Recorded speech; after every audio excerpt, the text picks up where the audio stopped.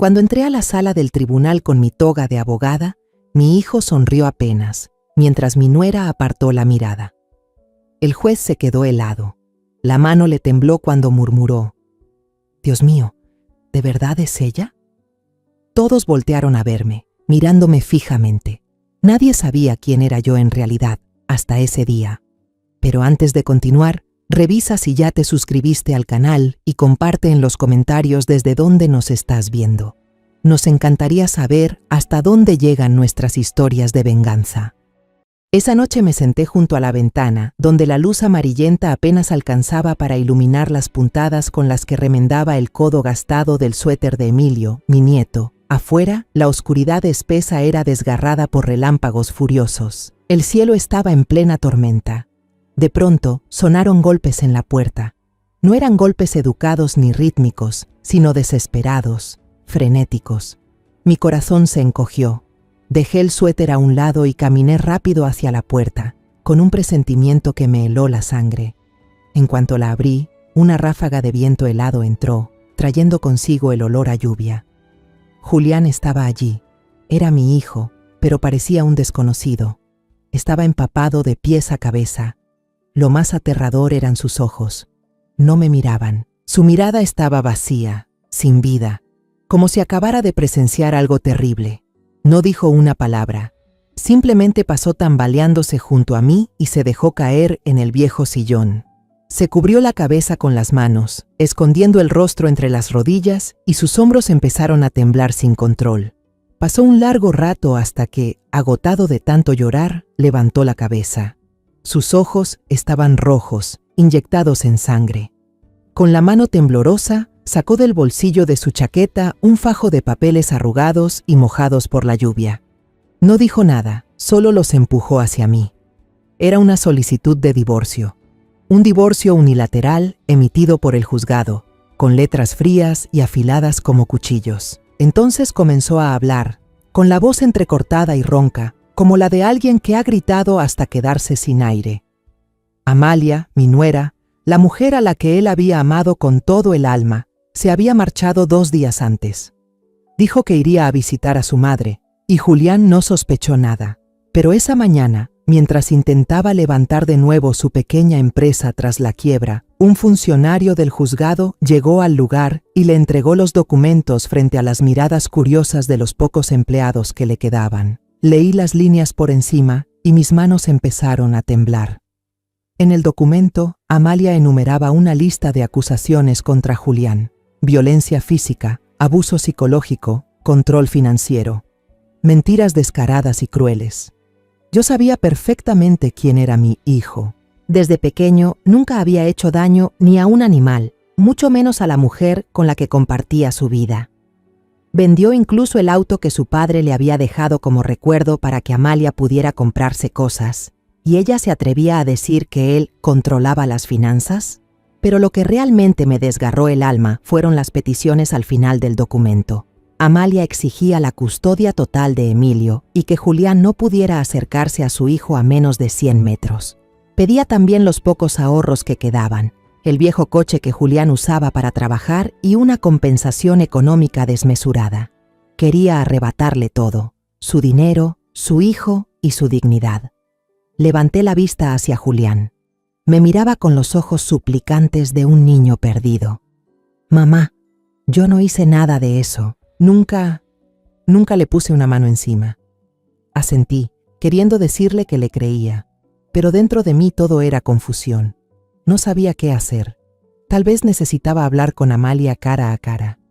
A la mañana siguiente, cuando la lluvia aún no cesaba, tomé un taxi y le di al conductor la dirección del lujoso departamento al que Amalia se había mudado, según el documento judicial.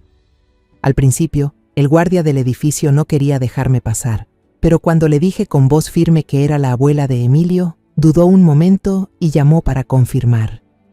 Minutos después, me permitió subir. La puerta del departamento se abrió.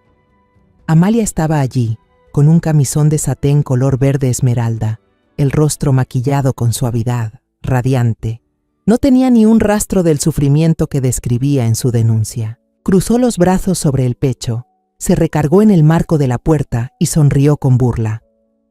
¿A qué viene, doña Rosa? ¿Por qué? Amalia, ¿por qué le hiciste eso a Julián? Pregunté temblando de rabia. Ella se encogió de hombros, con una frialdad que me heló. Porque ya no es suficiente para mí. Soy joven, soy hermosa, merezco algo mejor. Dígame, ¿qué puede ofrecerme él aparte de un cuartucho húmedo y deudas? ¿Y Emilio? ¿Has pensado en el niño? Su felicidad. Intenté continuar, tratando de mantener la calma. La felicidad de mi hijo es vivir conmigo, sin carencias, me interrumpió con la mirada dura. Nos veremos en el tribunal, doña Rosa. Mi abogado se encargará de todo. Ahora, por favor, márchese.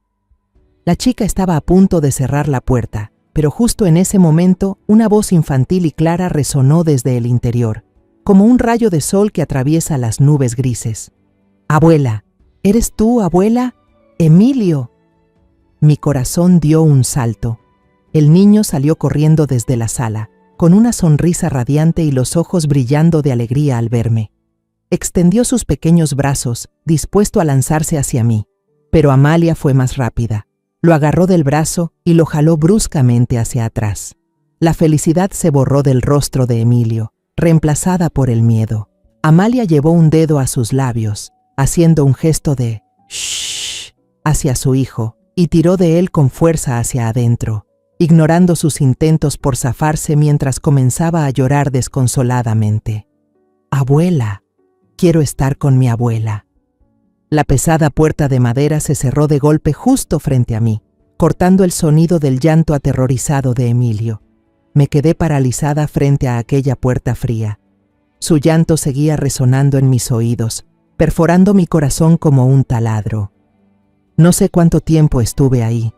La sangre en mis venas parecía haberse congelado. Y luego empezó a hervir. Cerré el puño con tanta fuerza que las uñas se me clavaron en la carne, provocándome un dolor agudo. Pero ese dolor físico no era nada comparado con el que me estaba destrozando el alma. Ella no solo había destruido la vida de mi hijo, sino que también estaba lastimando al nieto inocente que tanto amaba. Me di la vuelta lentamente, caminando con pasos pesados, como si cargara piedras en los pies. Al pasar frente al gran espejo del pasillo, vi reflejada mi imagen. Una anciana de cabellos grises, con los ojos enrojecidos por venas tensas. Pero en lo profundo de esa mirada se había encendido una llama, fría y decidida. Me susurré a mí misma, grabando mis palabras en los huesos. «Vas a pagar por esto, Amalia, te lo juro». Esa noche, dormir fue un lujo imposible. Incapaz de soportar la angustia en mi habitación, fui al cuarto antiguo de Julián, cubierto ya por una fina capa de polvo. Encendí la vieja lámpara de mesa. La luz amarilla y cálida iluminó los recuerdos de su juventud. En lo alto del armario había una caja de madera de roble que siempre guardé con cuidado. La abrí con manos temblorosas. El olor del viejo roble y del papel envejecido llenó el aire, trayendo consigo una avalancha de recuerdos que creía olvidados. En la parte superior estaba la foto de boda de Julián y Amalia. La tomé entre mis manos, pasando suavemente el pulgar por la superficie brillante. En la imagen, mi hijo lucía radiante con su traje de novio. Sus ojos brillaban de felicidad. Y Amalia, su esposa, se apoyaba en su hombro con una sonrisa tímida y dulce. Sus ojos eran tan limpios como un lago en otoño, serenos y claros. Recuerdo perfectamente el día en que Julián me la presentó. Llevaba un vestido con flores pequeñas, el cabello suelto, y me saludó con una inclinación respetuosa. Durante la cena, no dejaba de elogiar mi estofado, diciendo que era mejor que cualquier plato de restaurante, y me pidió que algún día le enseñara a cocinarlo. En ese momento, fui tan feliz. Pensé que mi hijo había tenido suerte al encontrar una muchacha tan amable y encantadora. Luego vinieron los fines de semana felices, uno tras otro. Su viejo coche siempre estaba estacionado frente a mi casa cada sábado por la mañana. Las risas de Emilio resonaban en el jardín mientras Julián lo empujaba en el columpio, y Amalia traía una jarra de té de manzanilla que ella misma había preparado. Éramos una familia feliz. Recuerdo que una vez, para mi cumpleaños, los dos organizaron en secreto una pequeña fiesta sorpresa. Julián me regaló una radio nueva y Amalia, algo avergonzada, me entregó una bufanda de lana morada, diciendo que la había tejido a mano durante todo un mes. Tenía algunos puntos desiguales, pero la valoré más que cualquier regalo costoso. Lo llevé puesto durante todo aquel invierno, orgullosa de presumir con mi vecina a la nuera tan habilidosa que tenía. Cuando el trabajo de Julián empezó a irle de maravilla, compraron una casa grande en las afueras.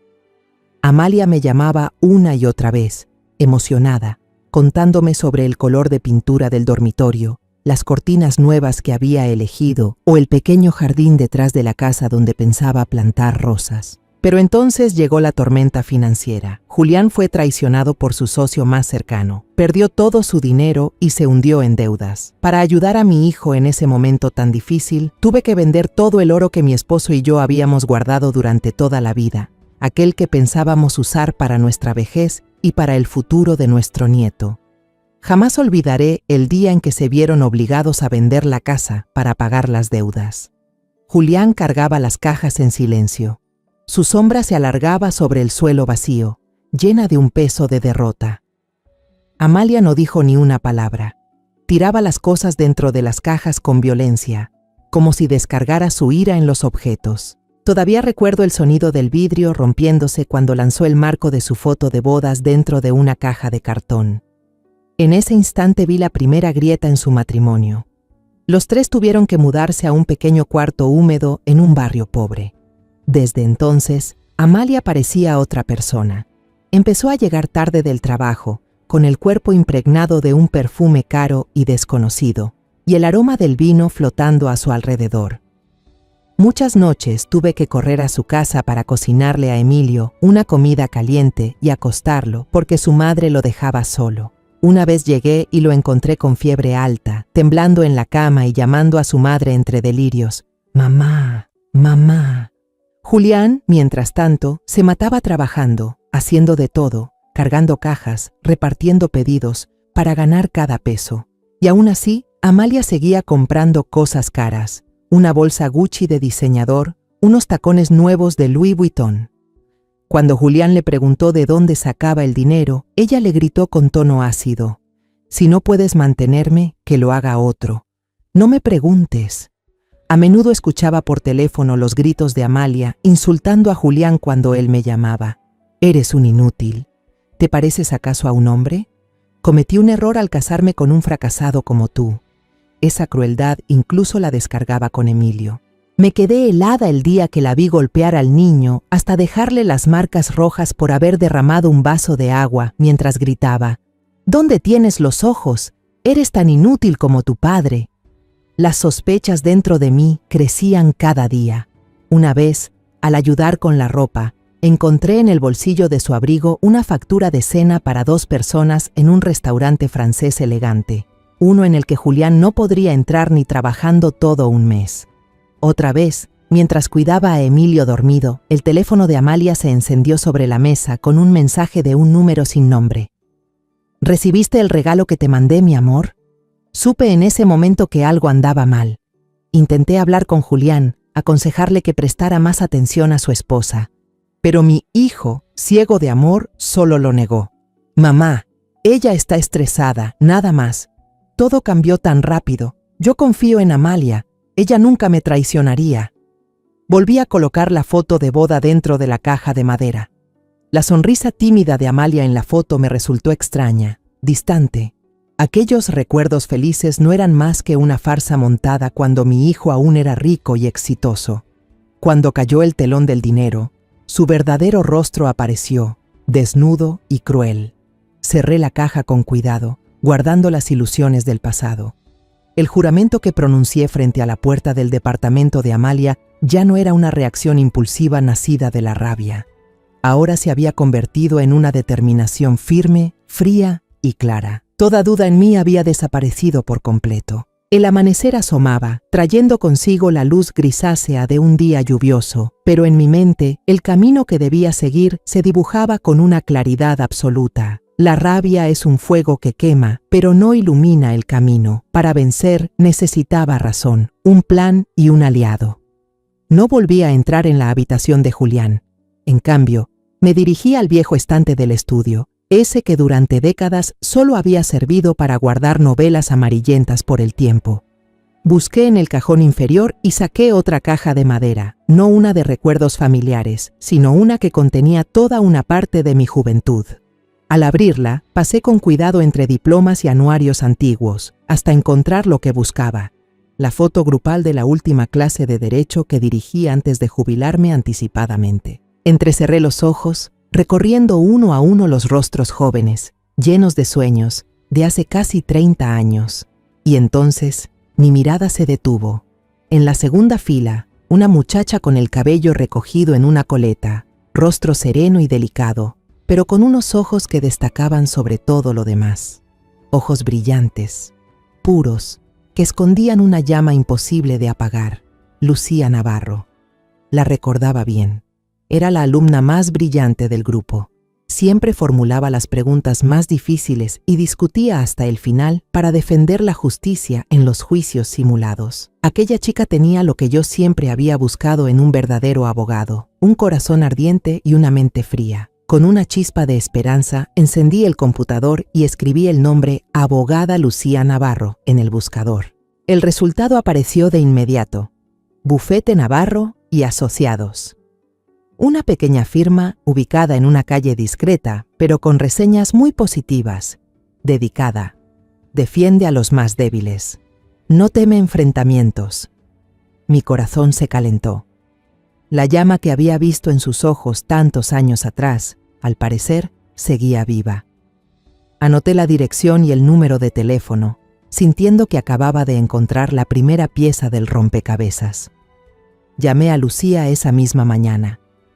Cuando escuchó mi voz al otro lado de la línea, guardó silencio unos segundos, sorprendida, y luego exclamó: «Profesora Rosa, ¿de verdad es usted?». Le expliqué que se trataba de un asunto familiar urgente y le pedí reunirnos en mi casa. Lucía llegó al comienzo de la tarde. Aquella alumna de antaño ahora era una mujer adulta, segura, con un traje azul marino impecable. Pero al mirarme, sus ojos conservaban la misma mezcla de respeto y cariño de siempre. «No puedo creer que la esté viendo de nuevo», dijo Lucía, con una sonrisa aún teñida de asombro. La invité a sentarse y preparé personalmente una tetera de manzanilla para calmar los nervios de ambas. Tras unos breves saludos, fui directo al punto. Puse sobre la mesa el expediente de divorcio de Julián y lo empujé hacia ella. «Necesito tu ayuda». Mientras Lucía leía, su sonrisa se fue desvaneciendo. Su expresión cambiaba a cada página. Primero la sorpresa ante las palabras del documento, luego la compasión y al final una preocupación evidente frunciendo su ceño. Leía con atención, lentamente, como si no quisiera pasar por alto ningún detalle. Cuando terminó, colocó el expediente sobre la mesa y me miró. En sus ojos ya no había la seguridad inicial. Dudó un momento antes de hablar, con la voz más baja. «Profesora, la familia de Amalia, la conozco. Su padre es un inversionista inmobiliario muy poderoso, con conexiones amplias en el mundo legal y empresarial. Seguramente no contratarán a un abogado cualquiera para este caso». Lucía respiró hondo, como reuniendo valor. «Podrían presionar al tribunal, podrían incluso ejercer presión sobre mi pequeño despacho. Profesora, este no es un divorcio común. Tengo miedo de no estar a la altura». La observé en silencio, sin reproches. Entendía su miedo. Tenía una carrera, empleados, una oficina que mantener. Enfrentarse a un poder así era una apuesta demasiado grande, pero también vi en sus ojos la lucha interna entre el temor y esa llama de justicia que aún ardía. No dije nada más. Me levanté despacio y caminé hacia el viejo estante cubierto de polvo. Usé la manga para limpiar la capa de polvo sobre la puerta de vidrio, abriendo así un mundo que había sido olvidado. Saqué algunos libros de derecho civil y penal, sus lomos gastados y amarillentos por los años, y los puse sobre la mesa frente a Lucía. Luego me agaché y saqué del cajón inferior un grueso expediente, con la tapa ya descolorida. Afuera tenía una frase escrita a mano por mí misma. Caso de la niña Alma. Disputa por herencia. Abrí el expediente. Dentro no solo había documentos legales, sino también recortes de periódicos amarillentos, cuidadosamente pegados, de hace casi 30 años. Empujé uno de ellos hacia Lucía. El título principal aún se leía con claridad. La reina del derecho, Rosa Aguilar, gana un juicio imposible. Otro recorte decía: justicia para una niña huérfana tras una batalla legal desgarradora. Miré a Lucía y con voz tranquila pero firme le dije: cuando tomaste este caso, todos decían que perderías. El enemigo era una gran corporación. Tenían dinero, poder y hasta el apoyo de la opinión pública que compraron. Tú, en cambio, solo tenías una cosa: fe en la verdad. La miré directo a los ojos, que vacilaban. La justicia no necesita edad, Lucía, solo necesita coraje. ¿Lo tienes? Cuando mis dedos tocaron los viejos recortes, una corriente de recuerdos intensos me arrastró hacia atrás. Recordé a la mujer que fui hace 30 años, pasando noches en vela en la biblioteca, rodeada de pilas de documentos más altas que mi cabeza, con el olor a papel viejo y café fuerte. Recordé el momento frente al tribunal, enfrentando al veterano abogado rival, un hombre de cabello canoso que se burló de mí ante el juez, llamándome una abogada novata que solo sabe abrazar libros. Recuerdo con nitidez la explosión de alegría cuando, junto a mi esposo Rafael, celebramos la victoria. Me abrazó fuerte y me dijo: te lo dije, naciste para esto, Rosa. Eres una guerrera de los que no tienen voz. Luego el recuerdo saltó al día en que Rafael yacía en cama. Su respiración se apagaba poco a poco. Apretó mi mano, con los ojos aún llenos de fe. Prométeme, Rosa, susurró, que seguirás luchando por los que no pueden luchar por sí mismos. Y después vino el recuerdo más doloroso. Tras su muerte, traté de mantenerme firme para cumplir esa promesa. Pero Julián, que tenía apenas 15 años, se derrumbó. Sus estudios cayeron. Empezó a juntarse con malas compañías. Justo el día en que me preparaba para un juicio importante, recibí la llamada de su maestra. En ese instante entendí que la justicia del mundo me necesitaba, pero mi hijo me necesitaba aún más. Y lo elegí a él. Dejé mi juramento, colgué la toga y volví a ser simplemente una madre. Cerré el expediente y volví al presente. Miré a Lucía, pero también me vi a mí misma en ella. Una vez dejé mi juramento por mi hijo. Ahora, precisamente por él, por mi nieto, debo retomarlo, pero no puedo hacerlo sola. Lucía permaneció en silencio. Miró los recortes viejos, luego mis ojos decididos y finalmente el expediente de Julián sobre la mesa. La duda en su mirada se desvaneció poco a poco, dejando lugar a una llama antigua que volvió a encenderse, brillante y poderosa.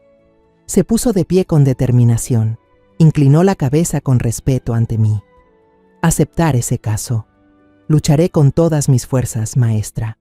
Cuando Lucía se fue, sentí dentro de mí una extraña ligereza. Tener una aliada, alguien que entiende y cree en ti en medio de esta batalla, era como encontrar un faro en medio de una noche de tormenta. Los días siguientes nos sumergimos en el trabajo. La sala de mi casa se transformó en un verdadero despacho jurídico, con documentos y expedientes legales por todas partes. Juntas, Lucía y yo trazamos las primeras estrategias, analizando cada punto débil en la demanda de Amalia. Una chispa de esperanza, aunque pequeña, comenzó a encenderse, pero subestimamos la crueldad del enemigo. Una tarde, mientras revisaba viejos precedentes judiciales, sonó el teléfono. Era Julián. Su voz al otro lado no mostraba tristeza, sino un pánico absoluto, tembloroso y casi al borde del grito. Mamá, mira, lo que ella ha hecho. Antes de que pudiera preguntar, me llegó un enlace. Temblando, hice clic. En la pantalla apareció un video que se estaba compartiendo a toda prisa en las redes. El escenario era una habitación humilde, vacía, con las paredes manchadas. Amalia estaba sentada en una cama de hierro vieja, llevaba una camiseta desgastada en el hombro, el cabello despeinado le caía sobre la mitad del rostro. No llevaba maquillaje, su cara estaba pálida, los ojos hinchados. Una imagen perfecta de una víctima digna de lástima. Empezó a llorar desconsolada, con la voz temblorosa y entrecortada, como si le costara mucho hablar. Yo no quiero armar tanto escándalo, pero ya no puedo soportarlo más. Contó que Julián la maltrataba psicológicamente desde que él se arruinó, que descargaba todas sus frustraciones y fracasos sobre mí. También lloró al decir que su suegra la humillaba, la despreciaba, porque no podía seguir dando una vida acomodada a la familia. Y entonces, como un golpe calculado, Amalia se subió la manga despacio y dejó ver un moretón tenue en el brazo. Esto fue cuando solo le pedí un poco de dinero para comprar leche para el niño.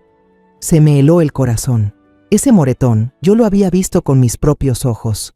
La semana pasada la chica se había golpeado torpemente con la esquina de una mesa cuando salía con prisa. Un accidente insignificante ahora se había convertido en prueba de un crimen atroz. El video terminó con Amalia cubriéndose la cara y gritando, los hombros sacudiéndose de forma desgarradora. Hago todo esto solo para proteger a mi hijo del padre maltratador. Por favor, ayuden a mi hijo y a mí. El clip apenas duraba poco más de 2 minutos, pero su impacto fue tremendo. Abajo, miles de comentarios y decenas de miles de compartidos aparecían a toda velocidad. Palabras furiosas, insultos como una luz que sepultaban el nombre de mi hijo. ¡Qué marido tan miserable! Ese tipo es un maltratador, fracasado que golpea a su esposa. Pobres madre e hijo. Y yo tampoco me libré. ¡Qué suegra tan cruel, que calla y encubre a su hijo! La pequeña tienda en línea que Julián intentaba levantar fue arrasada por una avalancha de reseñas de 1 estrella y ataques verbales. Publicaron su número de teléfono en la red. Mi hijo, en una sola tarde, fue juzgado y condenado por todo el mundo. A la mañana siguiente salí a abrir la puerta para ir al mercado como siempre y me encontré con una escena repugnante. Alguien había arrojado huevos podridos sobre la reja de hierro. La clara y la yema se escurrían pegajosas. Y justo al lado, con pintura roja, grande y garabateado, estaba escrito «Suegra cruel». La ira en mí no estalló de forma violenta, se transformó en un bloque helado. En silencio saqué un balde de agua y un trapo y empecé a fregar, sin importar las miradas curiosas, compasivas y hasta desdeñosas de los que pasaban. Cuando fui al mercado, la vecina que siempre me saludaba sonriente volteó la cara, fingiendo no verme. Los demás se reunían en grupitos, cuchicheando y apuntando con el dedo. Sentí el aislamiento, un muro invisible pero cortante que se alzaba a mi alrededor. Lucía llegó corriendo a mi casa poco después, con la tableta en la mano, pálida. «Señora, tenemos que hacer algo. Debemos contraatacar de inmediato. Tenemos que publicar una aclaración, contar la verdad desde nuestro lado. No podemos dejar que ella maneje la opinión pública así». Miré a mi joven alumna, alterada, y con calma le serví un vaso de agua. Negué con la cabeza. «No, Lucía, eso es justamente la trampa que ella y quien está detrás han tendido». Vi la confusión en su rostro y continué con voz lenta pero firme. «Ella quiere convertir esto en una pelea en redes, en un lodazal donde el sentimiento vence a la razón. Si nos metemos a explicar, a justificar, solo haremos que todo sea más confuso. La opinión pública no necesita la verdad, necesita una historia, un villano y una víctima. Amalia ya les dio eso. Por mucho que digamos ahora, solo nos tomarán por quienes se excusan». Puse el vaso sobre la mesa y miré a Lucía a los ojos. «Nuestra batalla no está en las redes, Lucía, está en la sala del tribunal. Tenemos que probar la verdad con pruebas claras, con argumentos irrefutables, no con relatos o llantos para manipular a la gente». Mi calma pareció tranquilizarla. Ella inhaló profundamente y asintió. El fuego en sus ojos había vuelto. Saqué una hoja grande de papel blanco y un bolígrafo. «Ahora es el momento de actuar», dije. «Aquí está nuestro plan». Punto 1. Finanzas. Tracé la primera viñeta. Mañana mismo presentarás una solicitud ante el tribunal para pedir el acceso completo a los estados de cuenta bancarios y de tarjetas de crédito de Amalia de los últimos 2 años. Las mentiras pueden inventarse, pero los números no. El dinero no miente, Lucía. Punto 2. Testigos. Esta parte es tuya. Irás personalmente al antiguo vecindario y hablarás con los vecinos. Les preguntarás si solían escuchar discusiones y, si era así, de quién era la voz. También les preguntarás si alguna vez vieron a alguien extraño, a algún hombre, visitando a Amalia cuando Julián estaba en el trabajo. Y el punto 3. Pruebas digitales. Miré hacia la puerta de la habitación, donde sabía que Julián estaba sentado, destrozado. Sé que esto es muy difícil, pero Julián tiene que hacerlo. Dile que, por doloroso que sea, debe sentarse y revisar todos los mensajes antiguos, los correos electrónicos, las fotos. Que busque cualquier contradicción entre lo que Amalia dice y lo que hace. Esa noche, Julián lo hizo. Se sentó frente al ordenador durante horas, como alguien que se desgarra la piel a sí mismo. Y entonces lo encontró. Un correo antiguo que Amalia había enviado a su mejor amiga. En él, la chica contaba entusiasmada sobre un fin de semana en un resort de playa de lujo, mostrando una foto de un cóctel junto a la piscina. Le había mentido a Julián diciendo que era un viaje de trabajo obligatorio de la empresa. Y todo ocurrió justo en el momento más difícil para la familia. Era solo una pequeña pieza de evidencia, pero para nosotros fue el primer ladrillo con el que empezar a reconstruir el muro de la justicia. Ya era de noche. Después de que Lucía y Julián se retiraran a descansar, me quedé sola en la sala silenciosa. Me acerqué al altar donde estaba la foto de boda de Rafael y mía. Con cuidado, limpié la fina capa de polvo del cristal. Miré sus ojos cálidos y su sonrisa amable en la foto y susurré: ¿Ves, Rafael? Están lastimando a nuestro hijo. Están intentando destruirlo. Te prometí que siempre lo protegería. Esta vez no usaré solo el amor de una madre. Usaré también la mente de una abogada. La justicia que perseguimos juntos toda la vida, te juro que se la devolveré a nuestro hijo. Los días siguientes ya no estuvieron marcados por la desesperación, sino por una concentración absoluta, un silencio cargado de propósito. Mientras yo comenzaba mis incansables visitas al antiguo vecindario, conversando con los vecinos con sutileza, Lucía se enfocaba en el objetivo principal: Amalia. Unos días después, una tarde al caer el sol, sonó mi teléfono. Era Lucía. Su voz al otro lado tenía una mezcla extraña de emoción y nerviosismo. Señora, tengo noticias. Tal como usted dijo, hay un hombre sospechoso. Sentí mi corazón latir más rápido. Explícate mejor, Lucía. He pasado varios días rondando el café frente a la oficina de Amalia, fingiendo ser una empleada esperando a un cliente. Y lo vi, contó Lucía con voz llena de entusiasmo. Tiene unos 40 y tantos años, se viste con mucha elegancia y conduce un Mercedes negro brillante. Casi todos los días, a las 5 en punto, llega a recoger a Amalia después del trabajo. No se esconden en absoluto. La chica continuó, bajando un poco la voz, como si temiera que alguien la oyera. Logré tomar algunas fotos desde lejos. Hay una bastante clara, muestra al hombre rodeando la cintura de Amalia mientras salen de un restaurante lujoso. No parecen amigos ni compañeros de trabajo, se lo aseguro. Pero eso no era todo. Lo más importante es que logré hacer amistad con una compañera de trabajo de Amalia. Ella al principio fue bastante recelosa, pero después de que mi hijo la convenciera y prometiera guardar su identidad en secreto, aceptó ser testigo. Confirmó que ese hombre era un socio adinerado de la empresa y que su relación oscura había comenzado hace mucho tiempo, incluso antes de que Julián se declarara en bancarrota. Una chispa brilló entre la niebla. Aquí está. Esta era la prueba que destrozaría la imagen de esposa desgraciada y abandonada que Amalia se había esforzado por construir.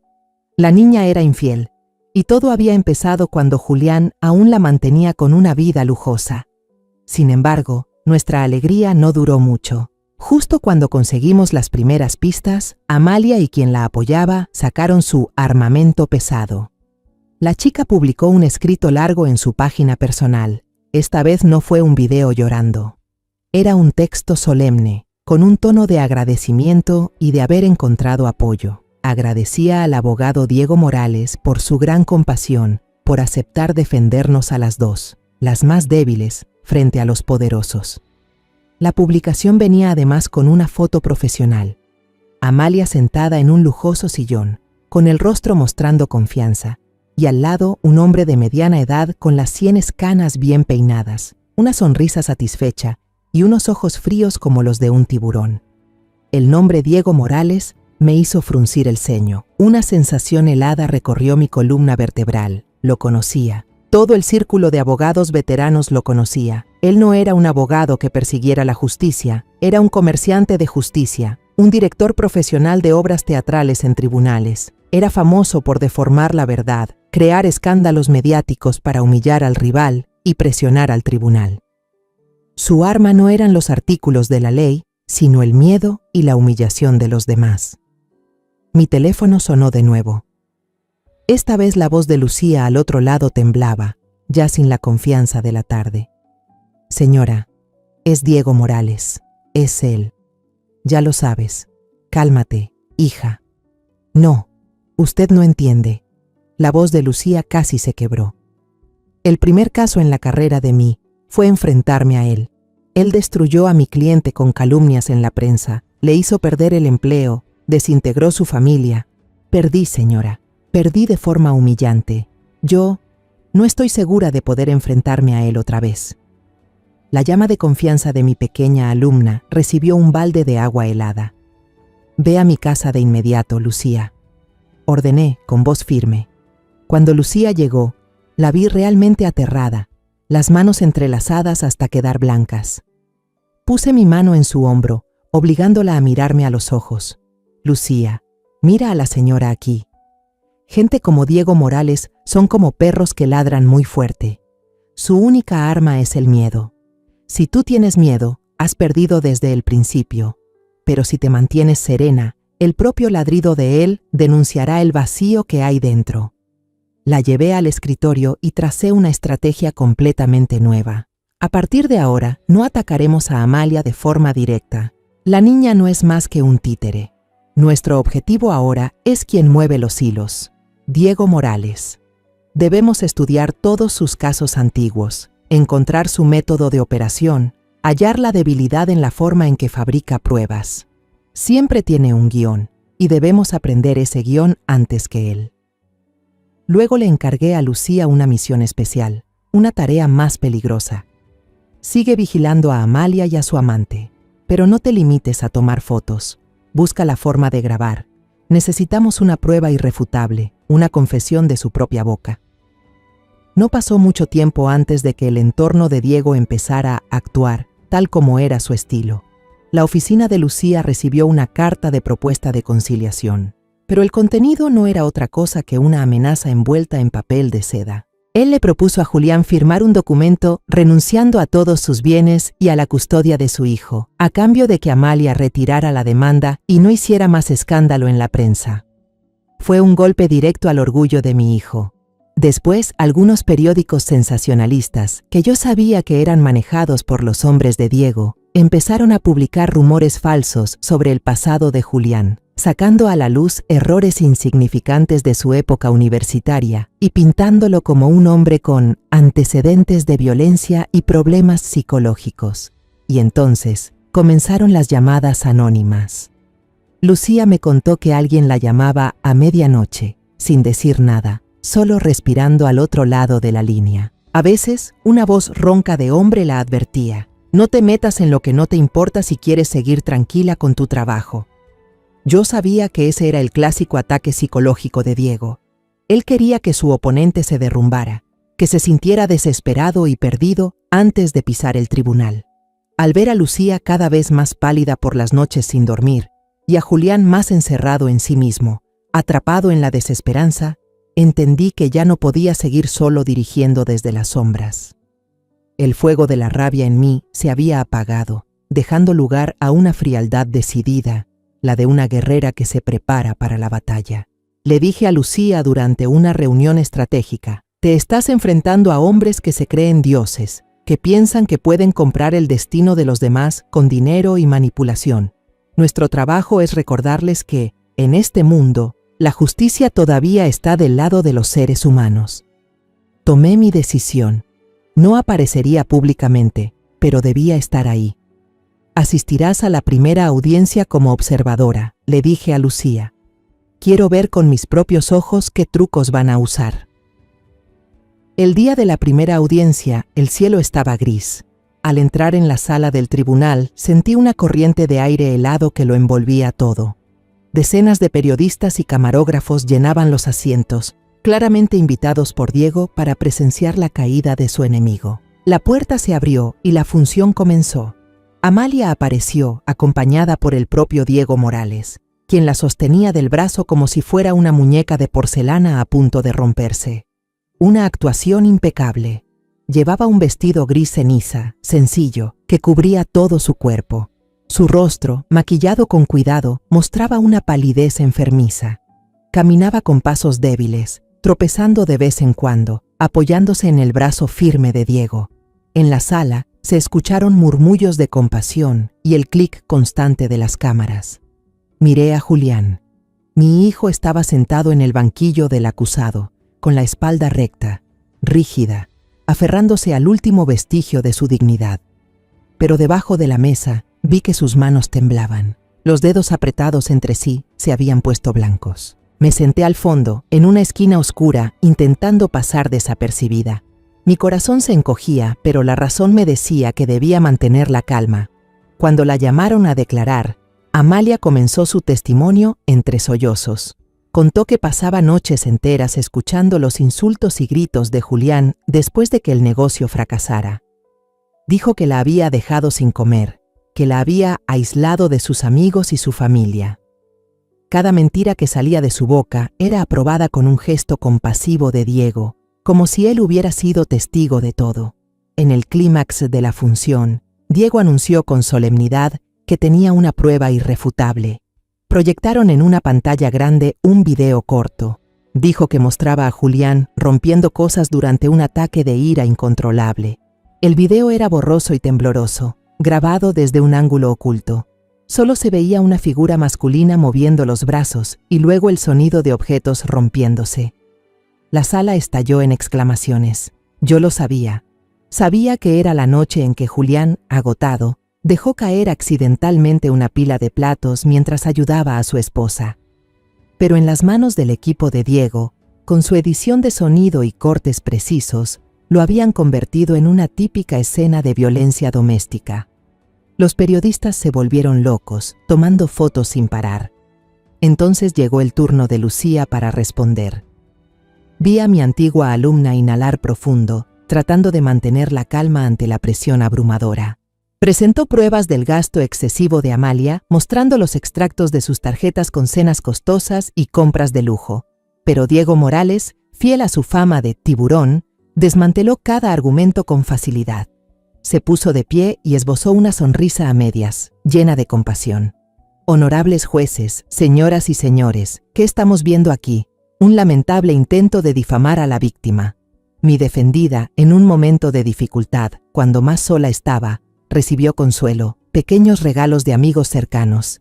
¿Acaso una mujer maltratada y abandonada no tiene derecho a recibir consuelo de los demás? La parte demandada está intentando convertir la compasión de sus amigas en el delito de mi clienta. Cuando Lucía trató de cambiar el rumbo, dispuesta a exponer la relación de Amalia con el hombre extraño que la niña había estado siguiendo, Diego se levantó de inmediato con voz de acero. Objeción. Me opongo categóricamente. Esto es una difamación de honor personal, una artimaña sucia para distraer al tribunal del carácter real del caso, que es la violencia. Esto no tiene nada que ver con la demanda. El juez, que parecía presionado por la avalancha de cámaras y por la impecable puesta en escena de Amalia, golpeó el mazo y aceptó la objeción de Diego. Lucía quedó acorralada, todas las vías de ataque bloqueadas. La niña se veía pequeña e impotente frente a aquel tiburón experimentado. La audiencia terminó con la ventaja completamente inclinada hacia Amalia. Al salir, vi a Diego sonriendo mientras respondía a las entrevistas, mientras Amalia se acurrucaba en su brazo, sollozando desconsolada. Una imagen perfecta para la primera plana de todos los periódicos al día siguiente. Y así fue. Esa misma tarde, los titulares explotaron. Empresario agrede a su esposa. Pruebas irrefutables en el tribunal. Junto a ellos, fotos de Julián con la mirada baja saliendo del juzgado y de Amalia llorando desconsolada en brazos del abogado. Algunos artículos incluso sugirieron mi presencia entre el público, insinuando que yo era una madre silenciosa que tolera las malas acciones de su hijo. Aquella noche, Julián volvió a casa como perdido en su propio cuerpo. No dijo nada, entró en silencio y se desplomó en el suelo, apoyando la cabeza en mi hombro como un niño rechazado por todo el mundo. «Ya no puedo más, mamá», susurró con la voz hecha trizas. «Lo he perdido todo, el honor, el trabajo y pronto hasta a Emilio. He pasado a ser un desgraciado a los ojos de todos, incluso para mi propio hijo algún día». Abracé con fuerza su espalda temblorosa, sintiendo su desesperación calar en cada fibra mía.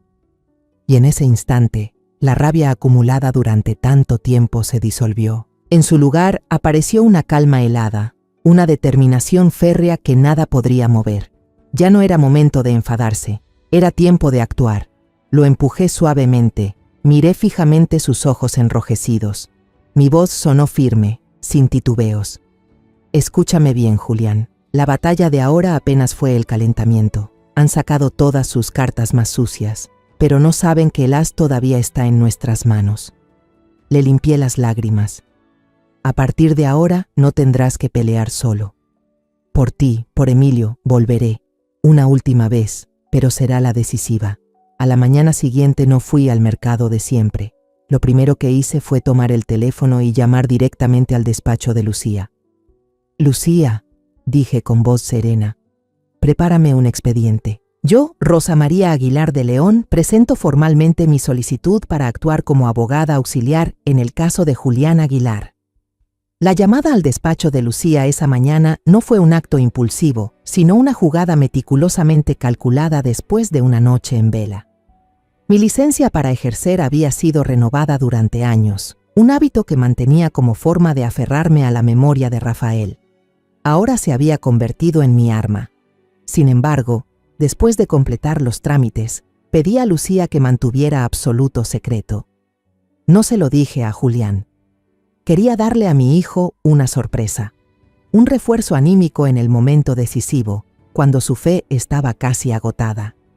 En los días de espera hasta la siguiente audiencia, convertí mi sala en una verdadera sala de operaciones. Quité la mesa del comedor, la reemplacé por pilas de viejos libros de derecho, con lomos gastados, desprendiendo ese olor característico del papel envejecido. Me puse las gafas de lectura y usé marcadores de colores para resaltar cada cláusula, cada caso relacionado con la falsificación de pruebas y la difamación.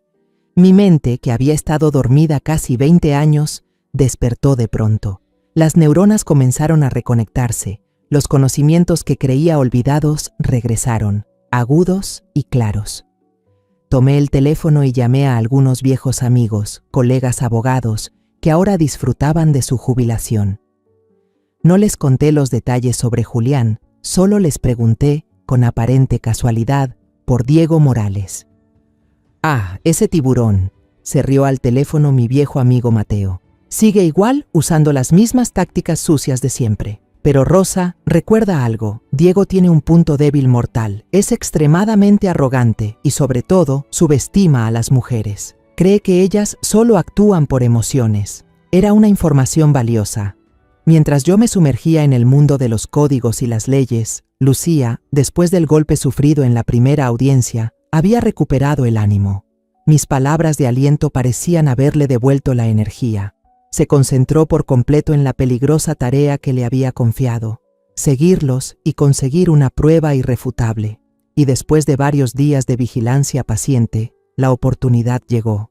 Lucía me llamó una noche. Su voz era un susurro, pero se notaba la emoción. Había seguido a Amalia y a su amante hasta un bar solitario, escondido en un callejón, un lugar perfecto para conversaciones secretas. Lucía eligió una mesa apartada, activó un dispositivo de grabación disfrazado de pluma estilográfica y lo dejó sobre la mesa. Escuchó toda la conversación. Las voces se oían con claridad. La voz de Amalia sonó preocupada. ¿Estás seguro de que todo está bien? Esa suegra me da miedo, su silencio es inquietante. No logro adivinar qué está tramando. Se oyó la risa burlona del amante. ¿Miedo a una vieja? Estás exagerando. Diego Morales se encargará de todo.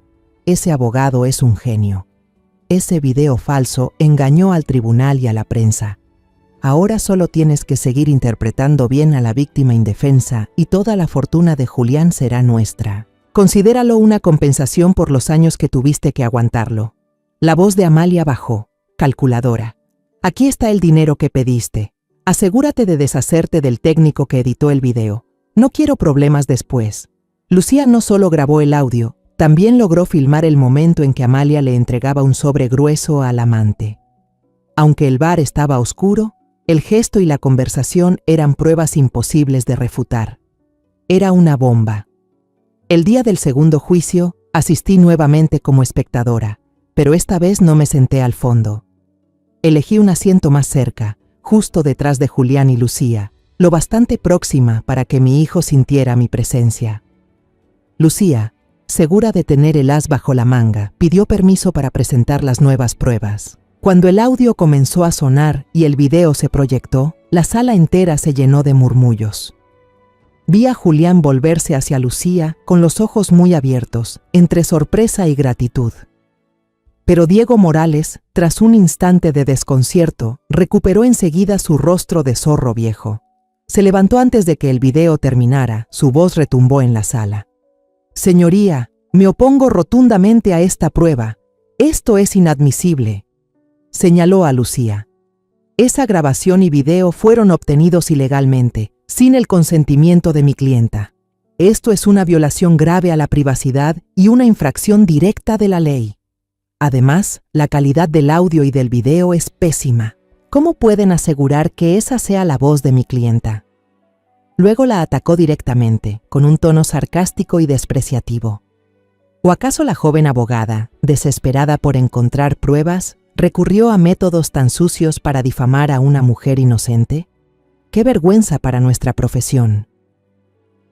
El juez, aunque visiblemente impactado por el contenido de la grabación, tuvo que admitir que, desde el punto de vista legal, los argumentos de Diego eran correctos.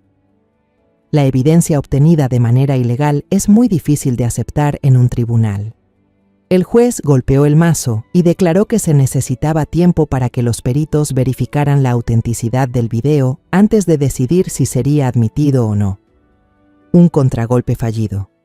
Lucía quedó completamente atónita. Todo el esfuerzo de tantos días y noches, todo el riesgo que había corrido, fue rechazado de manera cruel, con unas cuantas palabras llenas de artimañas. Se dejó caer en la silla, con los ojos llenos de lágrimas, mientras la seguridad que había mostrado se desvanecía por completo. Julián miró el video suspendido y luego volteó hacia Amalia. Ella y su amante se estaban regalando una sonrisa triunfante. La chispa de esperanza que acababa de aparecer en los ojos de mi hijo se apagó de golpe, reemplazada por un vacío desesperado. Bajó la cabeza, los hombros le cayeron, aceptando la derrota. Yo, sentada justo detrás, lo vi todo. Vi la impotencia en los ojos húmedos de Lucía, vi la desesperación absoluta de mi hijo, y vi la arrogancia y el orgullo de los mentirosos. En mi pecho, una llama que llevaba tiempo ardiendo en silencio se encendió con furia. Me levanté y puse suavemente una mano en el hombro de Lucía. Me susurré a mí misma, con una determinación inquebrantable. Ustedes ya pelearon suficiente. Ahora me toca a mí. Mientras todos murmuraban confundidos, salí de la sala del tribunal sin decir palabra. No fui hacia la puerta principal. Fui directo al vestidor de los abogados, donde esa mañana le había pedido a una amiga que enviara mi antigua toga. Me paré frente al espejo largo. Me quité el abrigo beige de ama de casa y me puse la toga negra de abogada. Me acomodé el cabello canoso, respiré hondo. La mujer del espejo ya no era la rosa amable y callada. En sus ojos brillaba una frialdad afilada. Era la reina del derecho y había regresado. Empujé con fuerza la pesada puerta de roble de la sala y entré. El sonido de mis pasos sobre el piso de madera pulida resonó firme, nítido, rompiendo el silencio repentino que se apoderó del lugar. Todas las voces se apagaron. Cientos de ojos, de periodistas, abogados y asistentes, se volvieron hacia mí, una anciana de cabello plateado con una toga gastada. Las cámaras comenzaron a parpadear, pero esta vez no con curiosidad morbosa, sino con asombro absoluto. Julián, que tenía la cabeza gacha en la desesperación, levantó la vista al escuchar esos pasos tan familiares. Cuando me vio, vestida con la toga que solo conocía por fotos antiguas, abrió los ojos de par en par. La desesperanza en su rostro desapareció, sustituida por una chispa increíble, una esperanza nacida de las cenizas. Y entonces, una sonrisa temblorosa, entrecortada, se dibujó en sus labios resecos. Del otro lado, Amalia se estremeció como si la hubiera atravesado una descarga eléctrica. Su sonrisa triunfal se congeló y se transformó en una expresión de pánico imposible de ocultar. Me miró fijamente, luego giró hacia Diego en busca de ayuda. Su rostro se puso pálido, bajó la cabeza y entrelazó las manos con fuerza. Sabía perfectamente que mi aparición allí no era solo como la madre de Julián. Diego Morales también se quedó paralizado. La soberbia se borró de su cara. Entrecerró los ojos, con esa mirada de tiburón, tratando de recordar quién era esa anciana con una presencia tan imponente. Pero el juez en el estrado, el señor Esteban Vargas, no tenía dudas. Era de mi generación. Se levantó de golpe, algo inaudito en una audiencia formal. Se quitó los lentes, se frotó los ojos varias veces, sin poder creer lo que veía. Luego, con la voz temblorosa y amplificada por el micrófono, dijo lo suficientemente alto para que todos lo oyeran. Dios mío, ¿Rosa María Aguilar de León? ¿De verdad es usted? Ese nombre cayó como una bomba en medio de la sala. Toda la sala estalló en murmullos de asombro. ¿Rosa Aguilar, la reina del derecho? Pero si se retiró hace casi 20 años. Los abogados mayores presentes me miraban con respeto y un poco de cautela. Conocían ese nombre, conocían las leyendas que lo acompañaban. El juez Esteban, tras recuperar la compostura, se sentó y me presentó en voz alta, con tono solemne. Para quienes no la conozcan, esta es la abogada, Rosa Aguilar, una de las grandes figuras, una leyenda de nuestra profesión. No me importaban esas palabras. Todo eso pertenecía al pasado. Caminé directamente hacia la mesa de defensa y dejé mi viejo maletín sobre la madera con un golpe seco. Miré a Lucía, que seguía ahí, confundida, como si no pudiera creer lo que estaba pasando. Le sonreí, una sonrisa tranquila. Lo hiciste bien, hija, ahora déjamelo a mí. Luego me giré y encaré directamente a Diego Morales. Mi mirada era fría, sin una pizca de emoción. Mi voz, serena pero firme, resonó con autoridad. Abogado Morales, soy Rosa María Aguilar, asesora legal de la parte demandada. Si no tiene inconveniente, me gustaría continuar. Empecemos de nuevo con la prueba que usted calificó como obtenida ilegalmente. ¿Le parece? Diego tragó saliva. Ya sabía con quién se enfrentaba. Ya no era el único tiburón en ese estanque. No discutí la legalidad de la grabación. Era una trampa que él mismo había tendido y no pensaba caer en ella. En cambio, le di la vuelta a la situación. Señoría, dije con voz firme, no solicitamos que la grabación sea usada como prueba directa para acusar. Solo pedimos que sirva como base para citar a declarar a los dos participantes de la conversación, la señora Amalia y el hombre que la acompañaba, a fin de que testifiquen directamente ante este tribunal sobre el contenido del audio. Diego Morales se quedó sin palabras. Podía objetar la legalidad de la grabación, pero no podía oponerse a la citación de testigos. Había convertido su arma en la mía. Sin dejarle tiempo para reaccionar, continué desmontando cada prueba que él había presentado en la audiencia anterior. Sobre el moretón en el brazo de la demandante, dije mientras mostraba un documento firmado. Esta es la declaración de la señora Elvira, vecina del cuarto contiguo al del señor Julián. Ella afirma haber visto con sus propios ojos cómo la señora Amalia resbaló y se golpeó el brazo contra la mesa de roble justo un día antes de publicar el video. En cuanto al video donde supuestamente rompe cosas, seguí, hemos consultado a un perito independiente en análisis de sonido. Este es el informe. Levanté el documento. Los resultados muestran que el ruido de rotura en el video coincide exactamente con el sonido de cerámica al quebrarse, tal como declaró Julián, que solo había tirado accidentalmente una pila de platos. El sonido es completamente distinto al de romper muebles o un televisor. Y por último, respecto a la acusación de haber sido dejada sin comida, saqué un fajo de extractos bancarios que Lucía había obtenido. Señoría, mientras la demandante lloraba diciendo que su marido la dejaba pasar hambre, estos registros de su tarjeta muestran que cenaba, frecuentemente en restaurantes caros y compraba en tiendas de lujo. Los números no mienten. Cada argumento era preciso, conciso y respaldado por pruebas irrefutables. Diego Morales pasó de la autosuficiencia a la incomodidad y luego al sudor frío. Intentaba levantarse para objetar, pero cada vez lo silenciaba con fundamentos legales sólidos. Entonces lancé el golpe final. Me giré hacia el público y fijé la mirada en el amante de Amalia, sentado en la tercera fila. Su rostro ya empezaba a palidecer. Hablé en voz alta, con tono cortante. Señoría, para esclarecer aún más este entramado de engaños, solicito que se cite de inmediato al espectador sentado en la tercera fila. Tenemos pruebas de que participó en la fabricación de pruebas falsas y recibió dinero directamente de la demandante en el video que la defensa del abogado Morales acaba de negar. El hombre dio un brinco, como si lo hubiera picado una abeja. Su rostro se desfiguró por el miedo. En un arrebato de pánico, se levantó y trató de correr hacia la salida. Pero ya era tarde. 2 oficiales del tribunal se acercaron y lo detuvieron al instante. Ese gesto, más que 1000 palabras, fue una confesión. Amalia, al verlo, se vino abajo por completo. La chica se dejó caer en el asiento, con el rostro completamente pálido. La tragedia que había planeado con tanto cuidado había llegado a su fin de la manera más miserable posible. El juez Esteban golpeó con fuerza el mazo sobre la mesa. El sonido retumbó en toda la sala.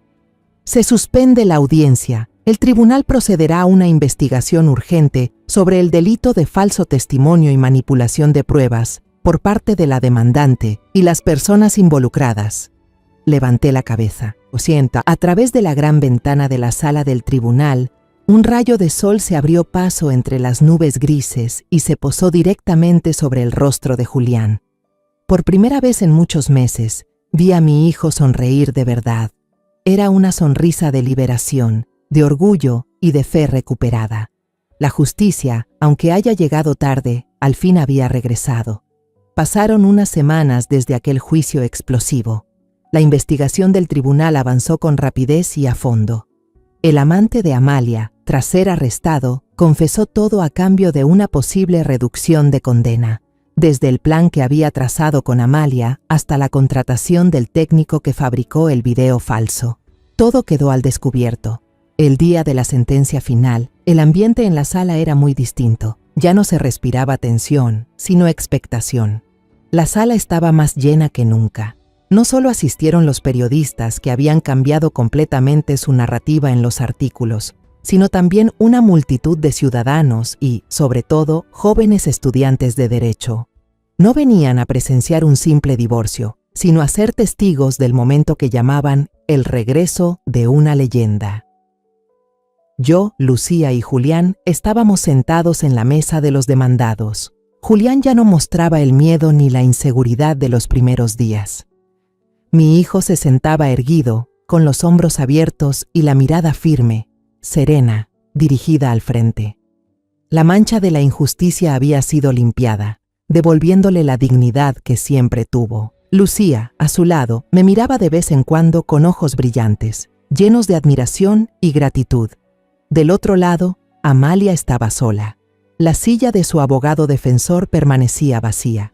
Diego Morales, el astuto tiburón, había rescindido el contrato por iniciativa propia tras enfrentarse a la posibilidad de perder su licencia profesional de por vida por complicidad en la falsificación de pruebas.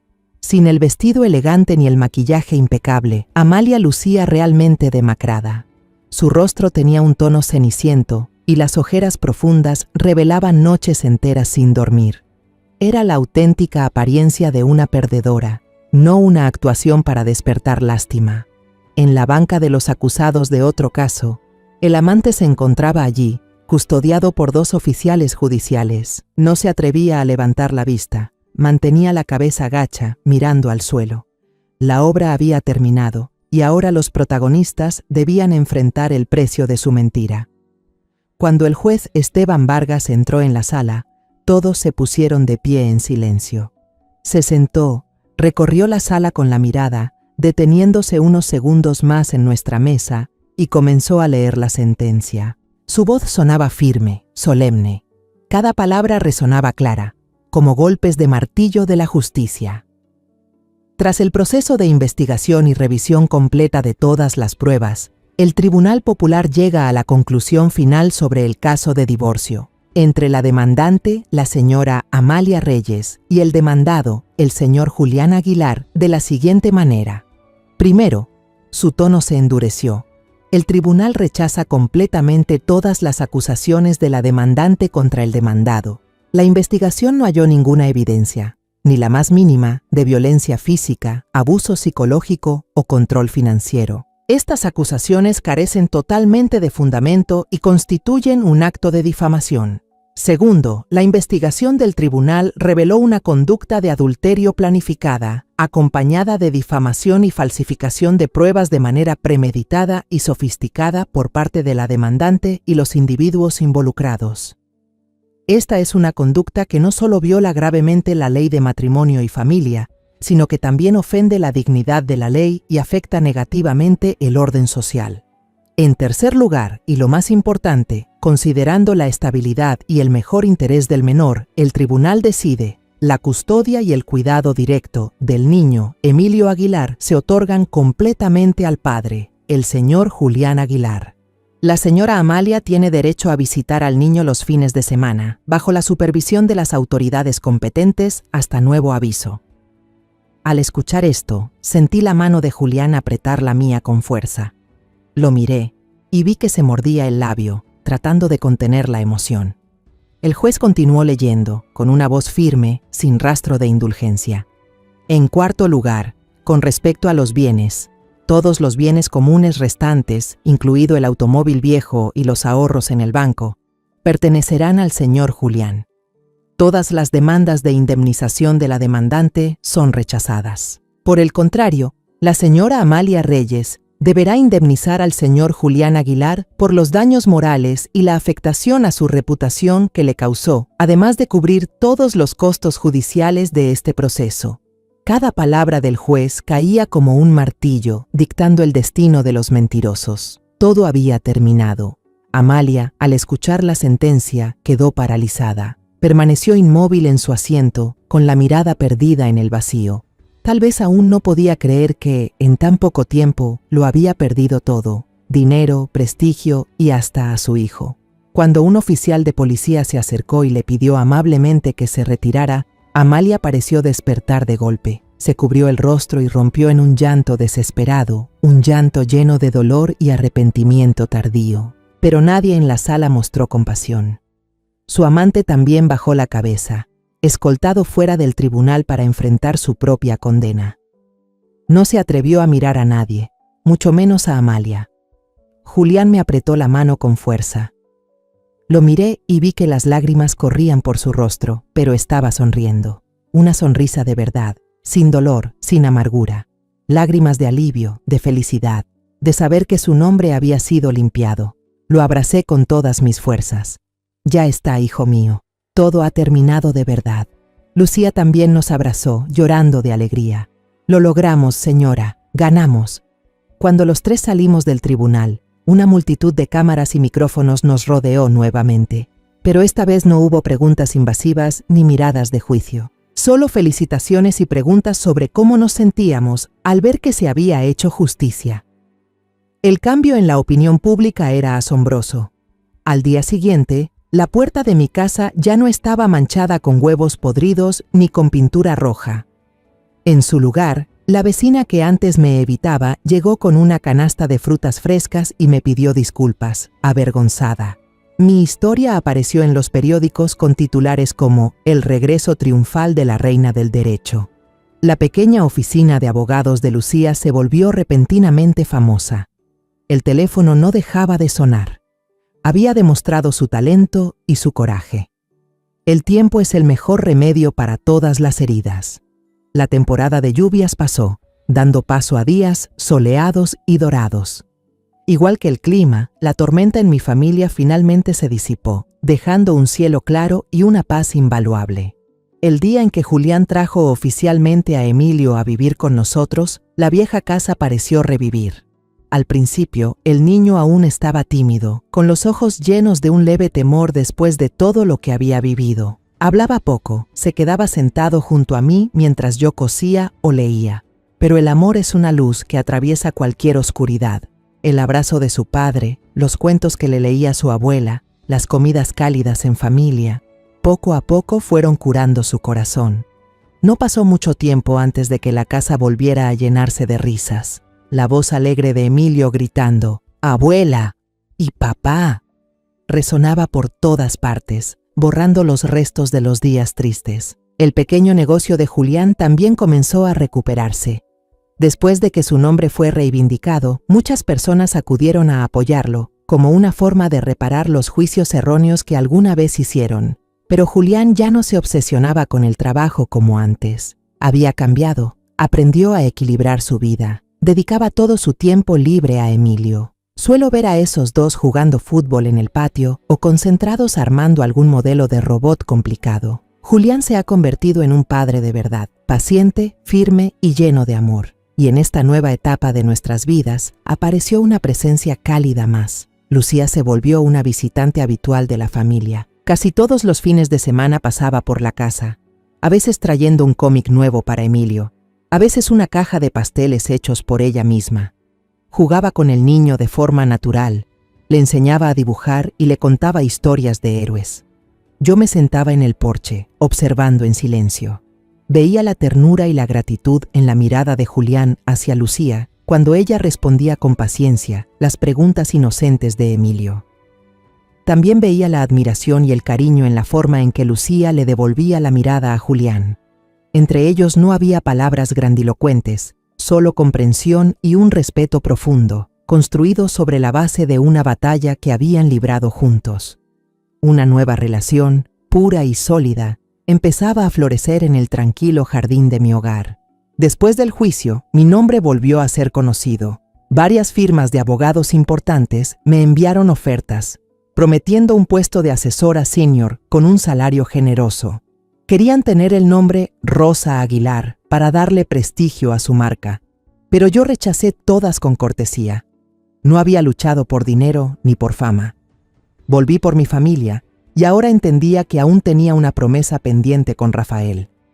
Usé todo el dinero de la indemnización que Amalia tuvo que pagarme, junto con parte de mis ahorros, para alquilar una pequeña oficina en una calle tranquila. No la decoré con lujos. Solo un escritorio, algunas sillas y una gran estantería. Allí fundé una organización sin fines de lucro llamada Justicia para Todos. Era un lugar dedicado a ofrecer asesoría legal gratuita a mujeres vulnerables, víctimas de violencia doméstica, personas sin recursos ni voz para contratar a un abogado. Lucía, a pesar de estar ocupada con su propio despacho cada vez más exitoso, seguía ofreciéndose como voluntaria para ayudarme en sus días libres. Nuestra pequeña oficina pronto se convirtió en un refugio, un faro de esperanza para muchas vidas marcadas por el sufrimiento. La promesa que le hice a mi esposo junto a su cama de hospital, al fin se ha cumplido por completo. Una tarde de domingo hermosa, me senté en la vieja silla de mimbre del jardín, con una taza de té de manzanilla caliente entre las manos. Frente a mí, Julián y Lucía estaban construyendo un castillo de arena con Emilio. El sol dorado, suave como la miel, bañaba sus cabellos con destellos brillantes. La risa clara de Emilio se mezclaba con las voces cálidas de Julián y Lucía, junto al canto alegre de los pájaros entre las ramas. Era un cuadro de paz absoluta. Cerré los ojos y respiré profundamente el aroma del pasto y de las rosas. Todos aquellos días de tormenta volvieron a mi mente, pero ya no dolían. eran como una vieja película. Vi de nuevo la noche en que Julián golpeó mi puerta, desesperado, la sonrisa triunfante de Amalia, el miedo en los ojos de Lucía, y aquel instante en que me volví a poner la toga de abogada, sintiendo el peso de la justicia sobre mis hombros. Sonreí para mí misma. La vida me había arrebatado al hombre que amaba, y por poco destruye el honor de mi hijo. Pero al final me devolvió algo más grande, un propósito que daba sentido a todo. Al fin la justicia ha florecido, Rafael, susurré al viento. La vieja toga de abogada, testigo de mi última batalla, ya no la guardé en el armario. La coloqué dentro de un marco de cristal y la colgué en la pared principal de mi oficina, Justicia para Todos, justo detrás de mi escritorio. Cada día, cuando las mujeres llegan cargando dolor y desesperanza, lo primero que ven es esa toga. Para mí, ya no es un trofeo de una guerra pasada. Es una flor, un símbolo eterno de la fe inquebrantable de que, por más oscura y fría que sea la noche, por más astuto y poderoso que parezca el mal, si tenemos el valor de levantarnos, la justicia siempre encontrará el camino para brillar. La historia que acabas de escuchar ha cambiado nombres y lugares para proteger la identidad de las personas involucradas. No la contamos para juzgar, sino con la esperanza de que alguien escuche y se detenga a reflexionar. ¿Cuántas madres están sufriendo en silencio dentro de su propio hogar? Me lo pregunto sinceramente. Si tú estuvieras en mi lugar, ¿qué harías? ¿Guardarías silencio para mantener la paz o te atreverías a enfrentarlo todo para recuperar tu voz? Quiero saber tu opinión, porque cada historia puede convertirse en una vela que ilumine el camino de otra persona. Dios siempre bendice, y estoy convencida de que la valentía nos guiará hacia días mejores. Por ahora, en la pantalla final, dejaré 2 de las historias más queridas del canal. Estoy segura de que te sorprenderán. Gracias por haberte quedado conmigo hasta este momento.